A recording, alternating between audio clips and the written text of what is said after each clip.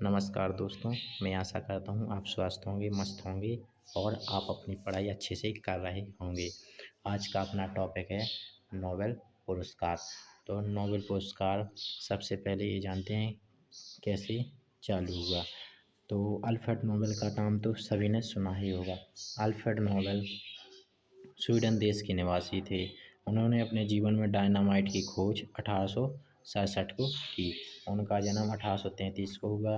1896 को मृत्यु हुई और इनकी वसीयत में लिखा था कि नोबेल पुरस्कार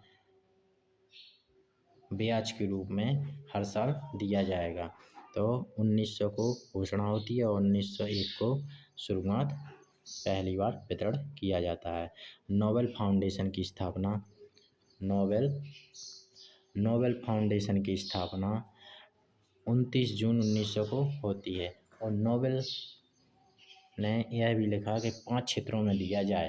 पहला है साहित्य का क्षेत्र, शांति क्षेत्र, भौतिक क्षेत्र, रसायन क्षेत्र और चिकित्सा क्षेत्र। ये छठवां क्षेत्र है ना, जो 1968 को इसकी घोषणा होती है और 1969 को पहली बार दिया जाता है अर्थशास्त्र के क्षेत्र में। अब हर साल अक्टूबर के महीना में हर साल अक्टूबर के माह में घोषणा होती है। कहाँ पे? नॉर्वे देश की राजधानी है ओस्लो, वहाँ पे। और 10 दिसंबर स्टॉकहोम में वितरण होता है। स्वीडन देश की राजधानी स्टॉकहोम। और 10 दिसंबर ही क्यों? इसलिए क्योंकि 10 दिसंबर 1896 को इनकी मृत्यु हुई। लेकिन शांति पुरस्कार है ना, जो उसकी घोषणा नहीं होती, सीधे दिया जाता है वो डायरेक्ट। तो नॉर्वे देश की राजधानी ओस्लो में दिया जाता है स्टोटिंग संसद द्वारा और नॉर्वेजियन नोबेल समिति द्वारा। एक क्षेत्र में अधिकतम 3 लोगों को दिया जाता। जी महत्वपूर्ण बिंदु है कि एक क्षेत्र में 3 ही लोग ले सकते बस। मरणोपरांत नोबेल पुरस्कार 1974 से बंद हो गया।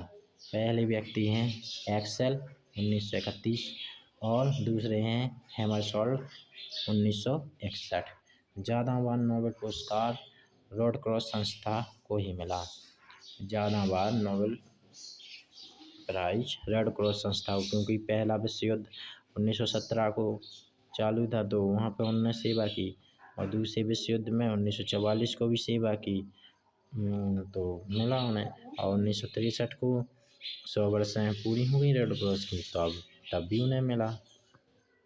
तो रेड क्रॉस को 3 बार मिल चुका। अब हेनरी ड्यूनेट और फ्रेडरिक पेसी कौन कौन?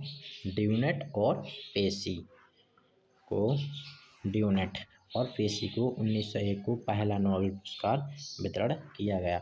सबसे कम उम्र के व्यक्ति कौन हैं? Lawrence bang. और सबसे कम उम्र की महिलाएं हैं मलाला यूसुफ। ठीक। ज़्यादा उम्र की गोडेनफ 97 साल। हाँ, मलाला को 17 साल में मिला और लॉरेंस बैंग को 25 साल में मिला।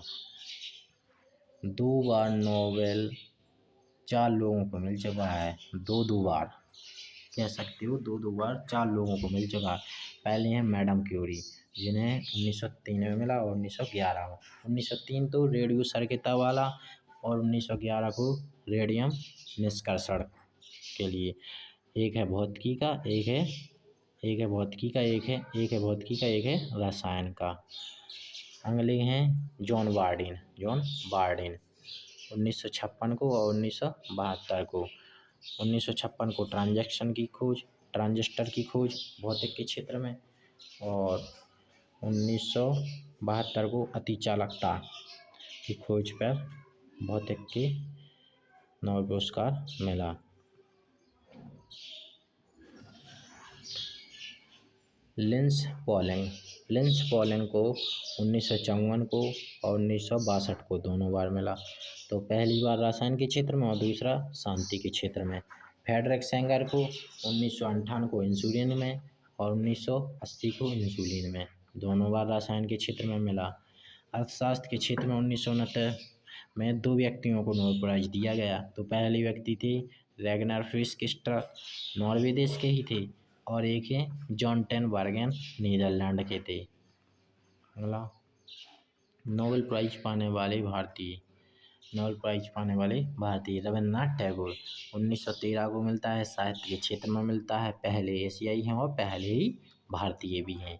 और सीवी रमन 1930 को इन्हें मिलता है और भौतिकी के क्षेत्र में, और द्वितीय भारतीय हैं जे सीवी रमन और पहले वैज्ञानिक हैं।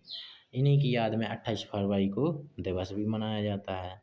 हरगोविंद खुराना 1968 को मिलता है, कृत्रिम जीन बनाने पर चिकित्सा का नोबेल प्राइज।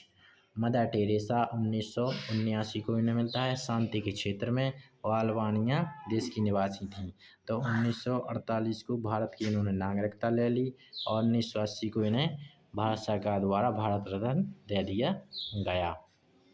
चंद्रशेखर चंद्रशेखर सुब्रमण्यम चंद्रशेखर 1983 को इन्हें भी मिलता है, भौतिकी के क्षेत्र में, और तारों का निर्माण इनने खोज की थी।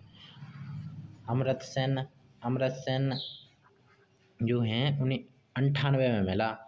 देखो 98 साल बाद 1901 को स्थापना भई, 1998 को इन्हें मिली।